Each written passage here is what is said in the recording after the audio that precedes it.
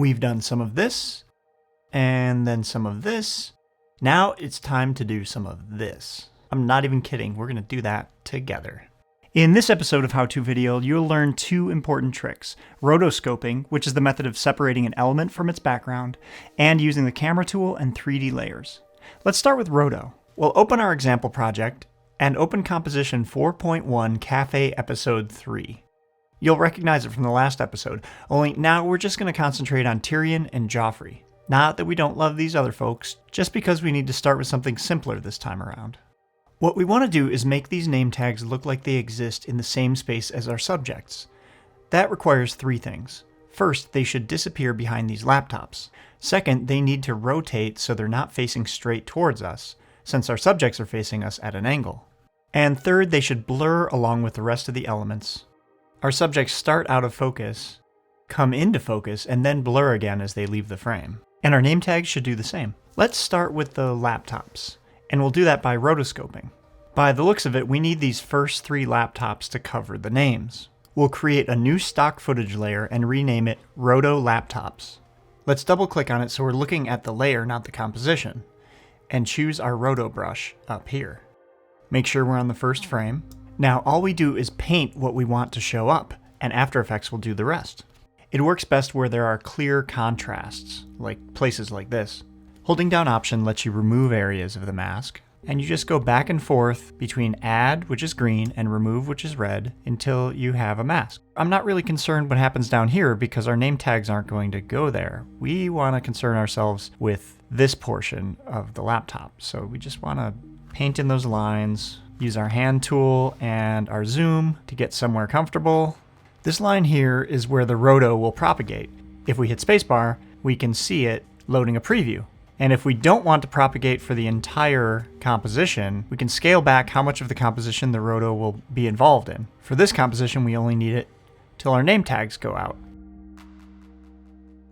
Now, when we go back to our composition, we see our names are tucked behind our laptops. To see what we did here, let's take a look at our layers.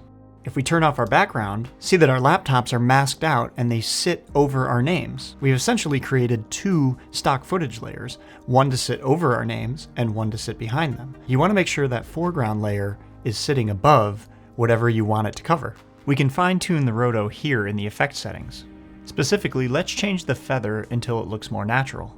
Because the laptops are out of focus in the foreground, we can be a little sloppy and pull our feather way up, and that'll hide a lot of inconsistencies in our roto.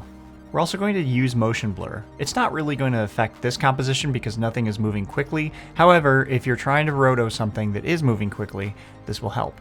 As I hit spacebar to play, you'll notice right away how slow this makes everything. If we jump around, every time we move the playhead, it has to propagate or render all of the frames of the roto.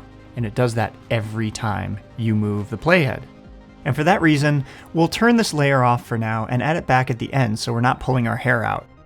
Okay, now we want to deal with rotation and blur, and there are a couple ways to do this. The first is to do it by hand with some keyframes. I'll hide Joffrey for this one and we'll just use Tyrion. First, we'll click here to make the layer 3D. Notice each of our transform properties now has three variables, X, Y, and Z. We can now move and rotate our objects in all three directions. So we'll go to some of our first frames for Tyrion and choose our Y rotation. We'll make a keyframe and just eyeball what looks natural. We'll do that again at the end. Now let's move these keyframes out beyond where our name tag's revealed. Notice because we've rotated Tyrion, we have to move it a little farther to the right so it'll clear the frame. Now for the blur. Over here in Effects, we'll choose Camera Lens Blur.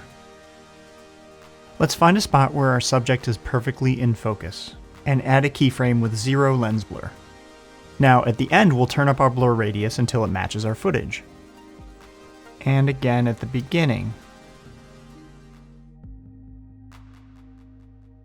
Now we add our laptops back, and take a look. Not bad. That's the first way. Now let's backtrack through everything we just did by Command or Control Zing. That's a verb. Now let's bring Joffrey back in, and let's learn a more advanced technique. the world of 3D and virtual cameras. First, we'll make both of these name layers 3D. Next, we add a camera. Check it out, we're literally adding a camera. We can choose our sensor size, focal length, and a ton of other options we don't really need to get into. For now, let's just worry about that lens choice. A 50mm is what you'd call a normal lens, meaning it doesn't distort your footage, so it's a good one to use for this. Just like in real life, if we were pointing a camera at our composition, this lens choice is going to make a big difference in terms of how our camera sees this world we're trying to create. Hit OK, and it creates a new layer up here. So this is really cool, but you can't see why yet. All you can see is that maybe these names are a little blurry. To really see what's going on, head over here and choose 2 views. You can customize each of these views. Click them and change which view you're looking at. For now, I have our active camera view on the right, and that's basically what our camera is seeing. On the left, I have top. On the top view, it's a random looking diagram that shows our camera down here. This is our camera's field of view. This is our composition. And these are the elements in our composition. These are our null layers, and you're going to see our name layers as well. You can't see them yet, but you'll watch all of these move around the same way they move in our composition. It's as if you're looking over a studio space, an actual physical space, with the camera on the floor pointing at a scene. Notice our subjects are about 45 degrees off axis. Let's mimic that by going to Transform and changing the camera orientation. As I change the orientation, it changes what our names are doing over here on the right, but it doesn't change our footage. So let's make our footage 3D as well.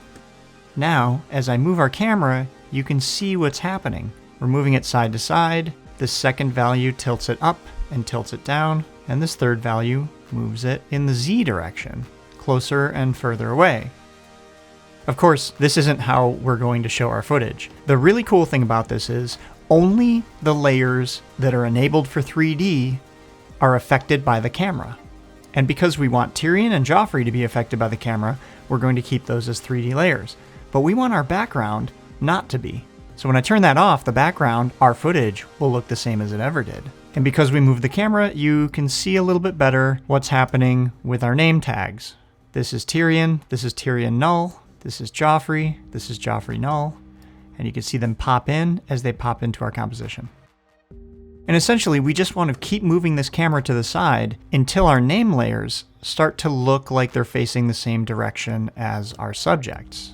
Okay, now our camera is looking at our animation from about 45 degrees to the right, and you can see the field of view covers the entire animation. Okay, so now why are our names blurry? Well, again, remember this is like a real-life camera. Like a real-life camera, it has a focal plane in that you can rack focus back and forth. And you can set that under camera options here. You can set everything you would normally set in a camera. Your zoom, your focus distance, and as I change that focus distance, it's going to rack focus back and forth. You have an aperture here, and you can even choose what shape your iris is, as if it's a real lens. Let's choose a pentagon. We're really not going to see the difference in this, but I just want to show you that as you learn this technique with more advanced animations, you can do a lot with this camera. For now though, we are just going to take a look as our names fall in and out of this focal plane. You can see here's our focus distance, and here are our names coming in and out of our focus distance. Let's start with Tyrion. Tyrion is perfectly in focus right around here. So we want Tyrion the animation to fall within our focal plane right about there. Now, if we go to the end of our footage, we want Tyrion our name to be just about as blurry as Tyrion our person. Just like in real life, the way you change how out of focus something becomes is with your aperture. If you remember, the wider your aperture iris, the shallower your depth of field, the more out of focus everything will become. And we can do the same thing here. Our aperture, as we widen the iris, things that are out of focus become way more out of focus. And as we close the iris, or stop down on our aperture, our depth of field grows. So what we have to do is just find one that looks about right. And I would say this is pretty good. But you can see Joffrey's out of focus while Joffrey the person isn't quite out of focus. He's just a little bit soft. So maybe our iris has to close down a little bit. But also, maybe our focal distance needs to come out. Just play around until it looks about right. That looks good. Let's add our laptops back in, and there you go. In this example, you can see that maybe our 3D technique doesn't sit perfectly in this composition. See how Joffrey drifts a little bit? But it's not about perfect right now. After all, in shop class, you make a birdhouse, not a bungalow. It's about learning instead of perfection. And so it is here, where our mistakes are forgivable if you can come away with an understanding of the main tools and the ability to apply them to your own projects. If this was helpful, make sure to subscribe for more episodes of How To Video. And thanks for watching.